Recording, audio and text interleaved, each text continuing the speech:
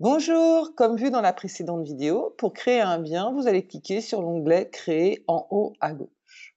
Au survol, différents types de biens me sont proposés, ainsi que différents types de transactions. C'est ce qui va vous permettre de choisir la catégorie pour construire votre bien. À la création d'un bien, le statut de celui-ci est en prospection. Si vous souhaitez créer un bien en estimation ou en mandat en cours, le chemin sera le même. Il vous suffira de venir modifier le statut en cliquant ici dans le dérouleur, ce qui vous permettra de choisir un statut estimation ou un statut mandat en cours. Nous allons directement travailler à partir d'un bien en mandat en cours. Donc, le statut se trouve ici. Alors, on peut remarquer que la fiche est divisée en 3 parties. Vous avez ici, une partie, haute qui va reprendre dans le bandeau noir toutes les informations principales concernant le bien. On a aussi l'onglet statut, donc qui permet en fait, de modifier certaines étapes de commercialisation du bien, notamment de le passer de prospection en estimation, puis en mandat en cours. Sous le statut, on va retrouver la typologie du bien avec quelques critères à renseigner. Alors, les critères qui apparaissent avec un astérisque sont des critères dits obligatoires pour que vous puissiez enregistrer la fiche du bien. C'est-à-dire que si ces critères-là ne sont pas renseignés, vous ne pourrez pas enregistrer la fiche du bien. Dans la partie centrale, donc le pavé financier, donc on a certaines données comme la donnée notaire qui va se calculer automatiquement. Alors le pavé financier n'est pas le même en fonction du type de transaction. Nous avons choisi de créer un bien à la vente. Si jamais je crée un bien à la location, on parlera de loyer et non de prix du bien. Sur la partie ici, on va avoir différentes informations, donc comme la référence. Donc sachez que la référence est calculée automatiquement. Une fois que vous allez réserver et saisir un numéro de mandat, cette référence sera écrasée et sera remplacée par le numéro de mandat, ainsi que par un trigramme qui reprend la première lettre de votre nom et les 2 premières lettres de votre prénom. La référence, comme vous pouvez le voir, n'est ni modifiable ni supprimable. Le prix visible qui permet en fait d'avoir la visibilité du prix du bien sur les différents portails ainsi que sur la fiche commerciale. Ici, la ligne prestige est uniquement destinée aux négociateurs prestige qui souhaitent que un de leurs biens soit diffusé vers une passerelle prestige. Bien évidemment, ce bien sera soumis aux mêmes règles de diffusion que tous les autres biens. Sachez que les règles de diffusion sont abordées dans une autre vidéo. On a ici, on va retrouver la date de première publication ainsi que la date de dernière publication du bien. Sur la partie basse, ici la partie inférieure gauche, donc on va retrouver, grâce à l'onglet description, le montage en fait de la fiche technique du bien. On a aussi un onglet vendeur qui permet de renseigner la découverte vendeur. Alors lors de la création d'un bien, si je reviens sur le bien que j'avais créé en statut prospection, on s'aperçoit que on va vous proposer uniquement que 3 onglets. Donc, pour pouvoir, par exemple, télécharger une image, je ne peux le faire à ce niveau-là. Il faudra que je vienne enregistrer une première fois ma fiche pour que les autres onglets que vous voyez apparaître ici, qui sont images, ImoCloud, historique et statistiques, apparaissent. Donc, c'est pas que vous ne pouvez pas télécharger de photos, c'est qu'il faut au moins que la fiche soit enregistrée une première fois. Alors, dans l'onglet description, on va avoir plusieurs items.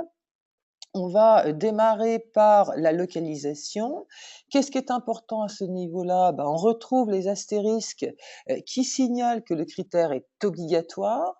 On a aussi 2 couleurs différentes en fonction des critères. On a une couleur, donc une couleur rouge, qui stipule que le critère est confidentiel et on a la couleur noire qui signifie que le critère est public. Alors ça veut dire quoi? Ça veut dire que un critère public peut être diffusé vers différents supports, va faire partie d'une fiche commerciale, c'est-à-dire d'une fiche client, alors que le critère rouge est un critère qui est confidentiel, donc qui fait partie d'une fiche technique, mais qui reste en interne.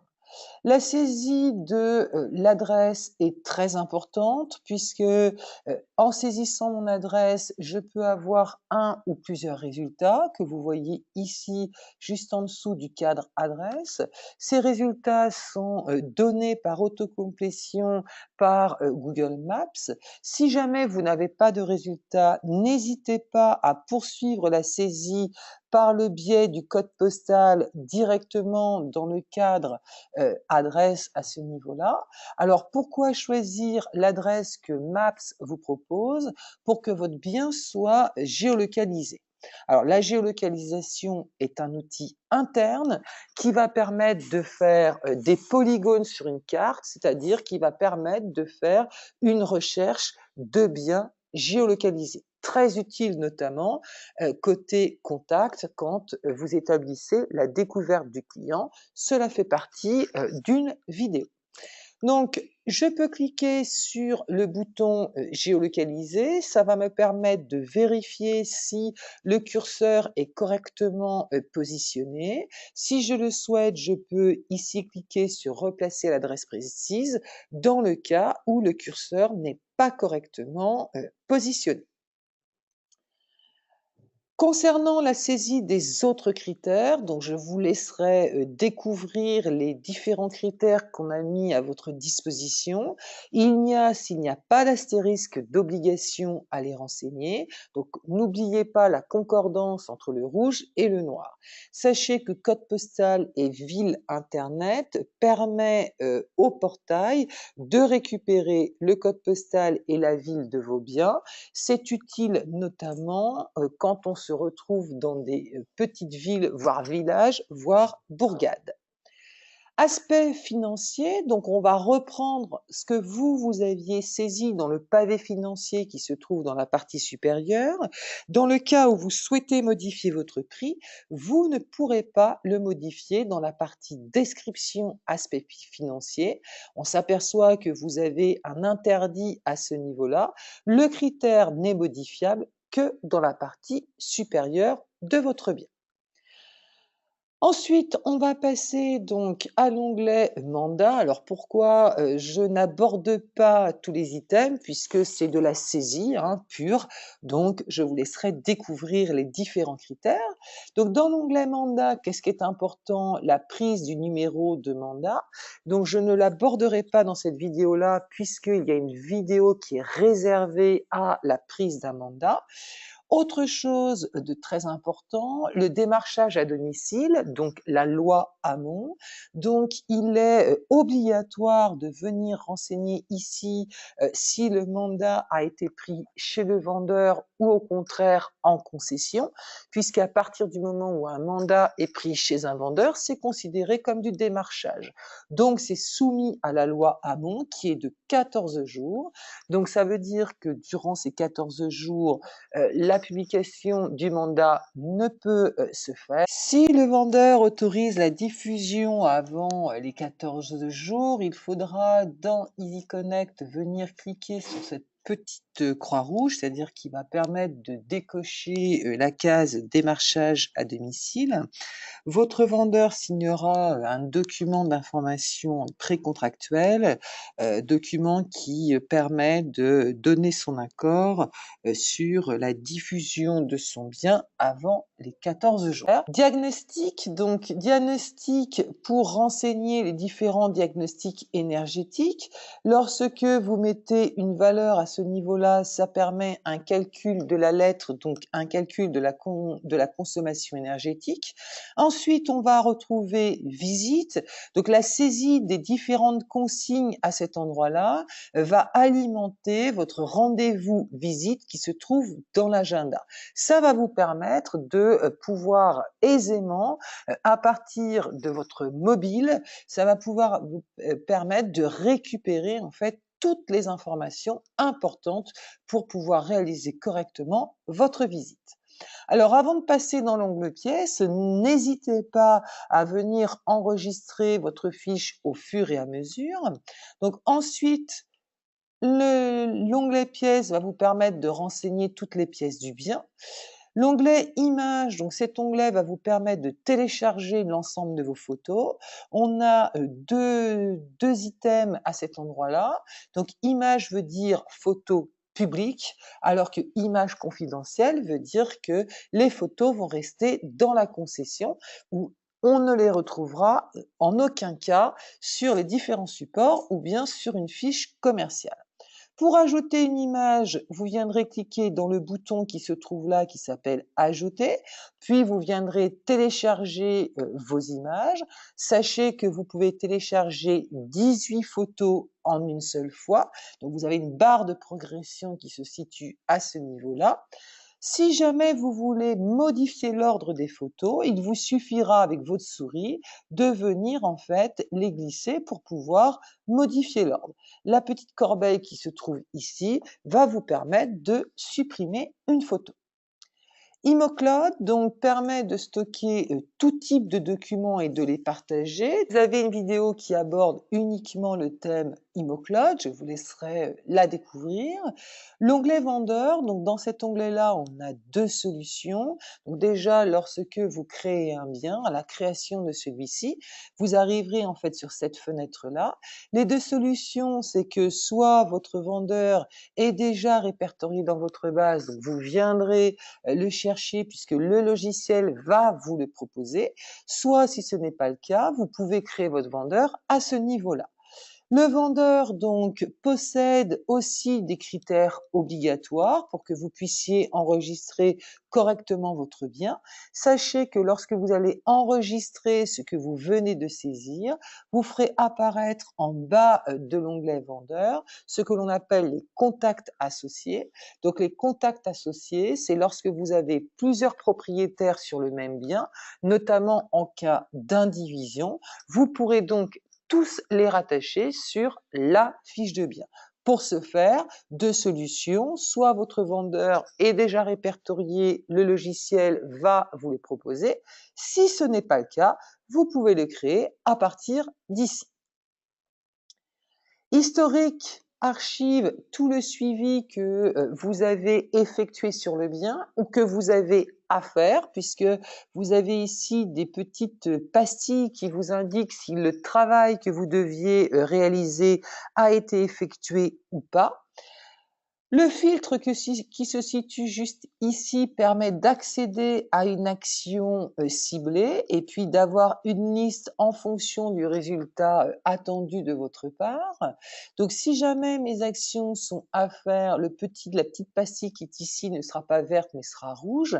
Et puis en bout de ligne, on va retrouver un crayon qui va vous permettre de modifier l'action. Donc quand on parle de modifier, pourquoi pas y rajouter un compte-rendu. Et puis le petit œil vous permet d'avoir une indication si l'action fait partie du compte-rendu d'activité vendeur ou pas. Alors, où est-ce que je retrouve ce compte-rendu d'activité? Dans l'onglet statistiques. Donc là, on va retrouver l'ensemble, c'est une photo sur tout le travail que vous avez déjà effectué sur ce bien-là. Donc, vous pouvez, si vous le souhaitez, le générer ponctuellement en cliquant sur le bouton Imprimer reporting. Alors, c'est très important, ce rapport d'activité, puisque c'est ce qui va vous aider parfois à démontrer au vendeur que vous travaillez le bien, mais que malgré tout, ça ne déclenche peut-être pas assez de visites et qu'il serait peut-être souhaitable de revoir le prix à la baisse. Alors, on en a terminé pour cette partie, découverte fiche technique et découverte vendeur. On va maintenant, voir la partie inférieure droite qui est consacré à la commercialisation du bien. Donc, quand on parle de commercialisation, on parle notamment de diffusion. Donc, premier onglet qui est onglet pub, qui va vous permettre, vous, de venir saisir le texte ici dans la partie description du bien, texte qui permet donc d'être envoyé vers les différents supports, texte qui est repris aussi dans la fiche commerciale. Ensuite, vous avez un onglet diffusion qui va vous permettre de consulter les différents supports sur lesquels votre bien est diffusé. Je parle bien de consultation.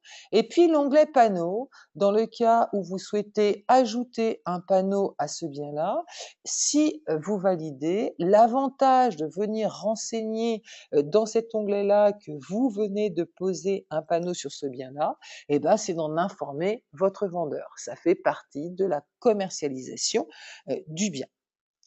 Alors, avant d'enregistrer et de fermer la fiche que vous venez de saisir, tout en bas de celle-ci, on retrouve une barre de tâches qui va vous permettre en fait d'agir, c'est-à-dire d'imprimer un document, de visualiser et d'imprimer une fiche commerciale, de créer une action. Donc, créer une action, c'est de créer un suivi.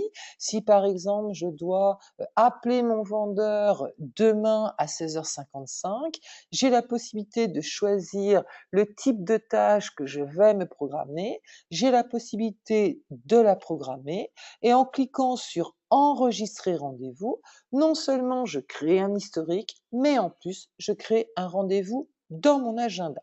C'est aussi à partir d'ici, quand je suis dans la fiche de bien, que je vais pouvoir exécuter un rapprochement. Donc on est sur une barre de tâches qui permet d'agir. Elle se situera toujours en bas de la fenêtre. Une fois que j'ai terminé, je vais pouvoir enregistrer et fermer mon bien. Alors, où est-ce que je vais retrouver ce bien que je viens de créer? Dans la partie bien, mes mandats.